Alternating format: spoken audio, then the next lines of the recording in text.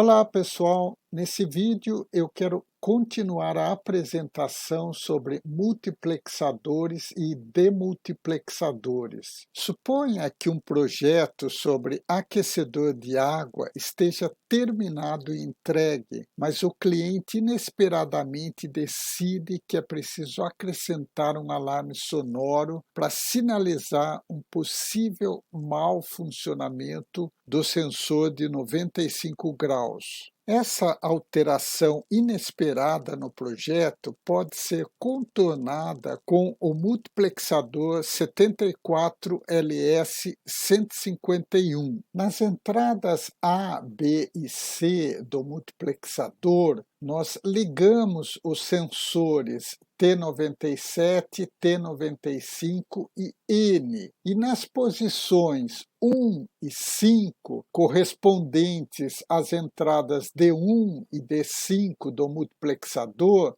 nós colocamos o valor lógico 1, ou o VCC. Nas demais posições, colocamos 0. Quando, por exemplo, os sensores enviarem os valores 1, 0 e 1 nas entradas A, B e C, essa porta lógica AND vai estar habilitada e o valor 1 lógico deve aparecer aqui na saída do multiplexador. Com essa solução, nós temos uma forma rápida e eficiente de acrescentar a saída adicional do alarme sonoro. Dependendo do tipo de alarme sonoro, ele só vai soar se na sua entrada for colocada uma onda senoidal ou quadrada, conforme ilustrado nesse diagrama esquemático. Nessa transparência, a mesma solução do problema é apresentada, porém usando o símbolo lógico do multiplexador 74LS151.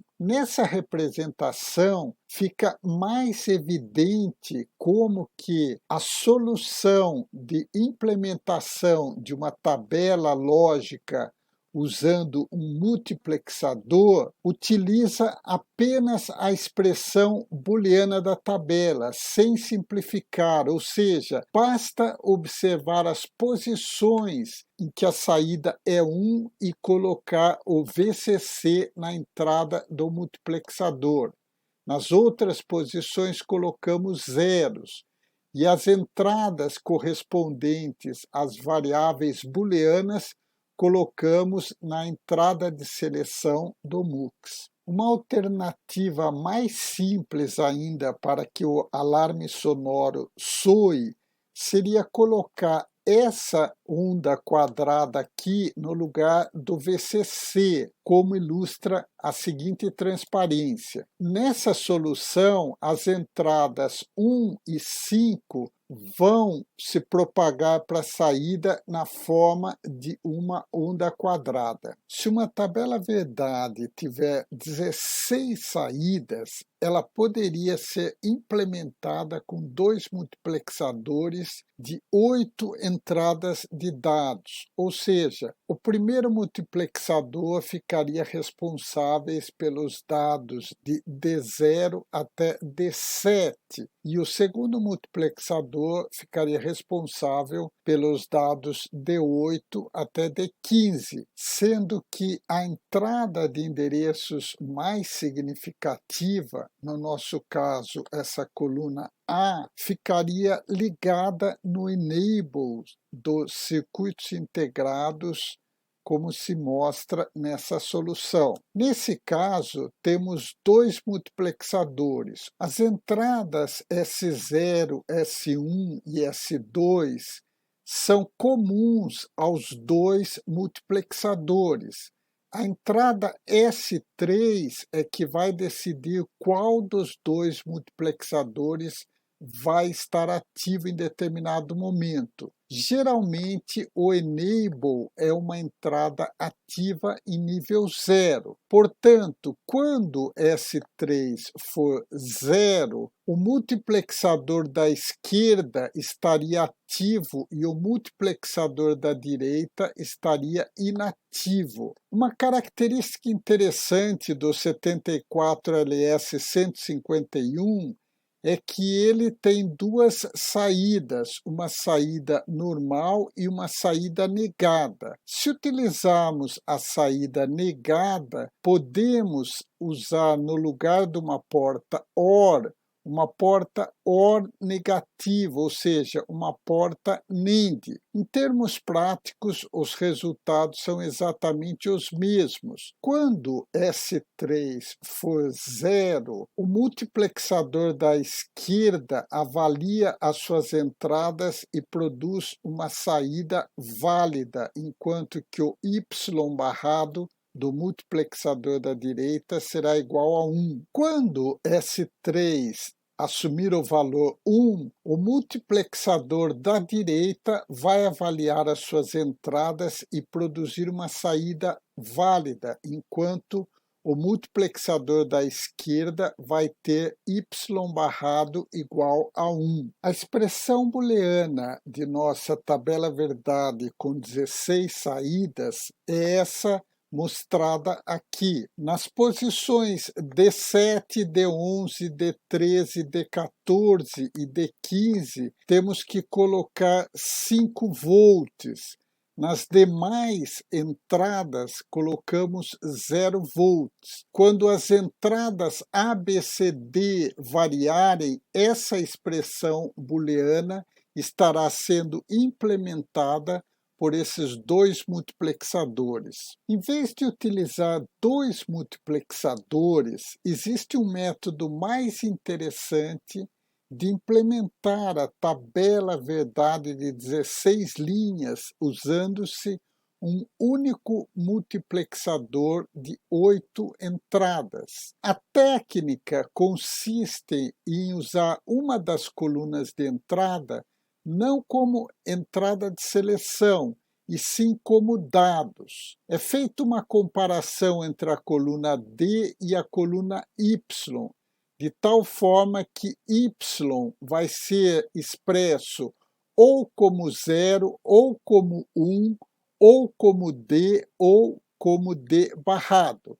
Vejamos como isso se dá. Neste caso, quando D variou de 0 para 1, a saída Y permaneceu 0, portanto, concluímos que Y igual a 0. Aqui, mesma coisa, houve uma variação de D e Y permaneceu 0. Aqui, idem. Nesse caso, verificamos que há uma paridade. Quando D igual a 0, Y igual a 0. E quando D igual a 1, Y igual a 1. Portanto, Y igual a D. Neste caso, D variou e Y permaneceu sempre 0. Portanto, Y igual a 0. Novamente, constatamos nesse caso uma paridade. Quando D igual a 0, Y igual a 0. Quando D vale 1, Y vale 1. Portanto, Y é igual a D. Neste caso, mesma coisa, Y igual a D. E no último caso, quando D variou de 0 para 1, Y continuou valendo 1. Portanto, Y é igual a 1. Esses novos valores obtidos é que devem ser colocados nas entradas de dados. Por exemplo, na posição 3, 5 e 6, colocamos D. Então, posição 3, 5 e 6, colocamos D.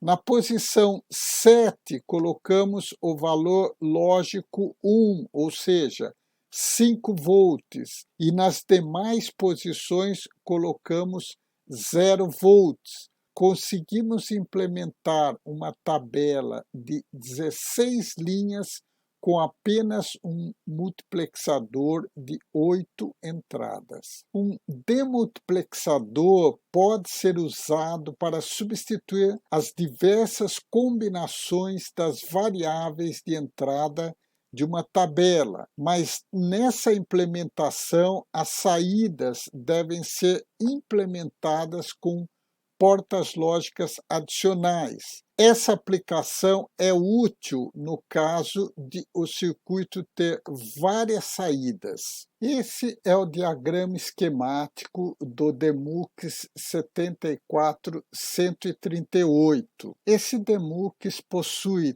3 entradas de seleção denominadas ABC e 8 saídas de dados, além de 3 formas distintas de enable. Vamos ver como podemos aplicar esse DeMUX. Suponha essa tabela com 3 entradas e 4 saídas.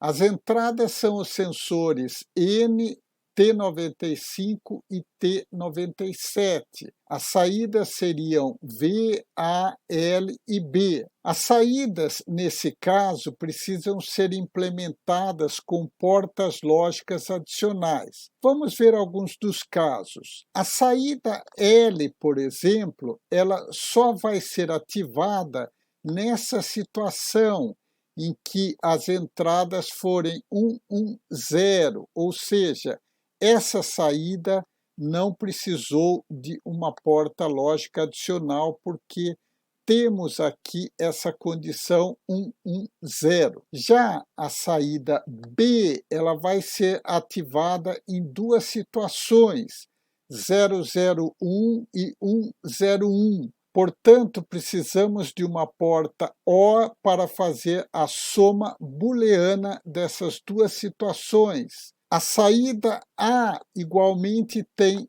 duas situações em que deve assumir o valor 1. Detectamos quais são essas condições e ligamos a uma porta OR.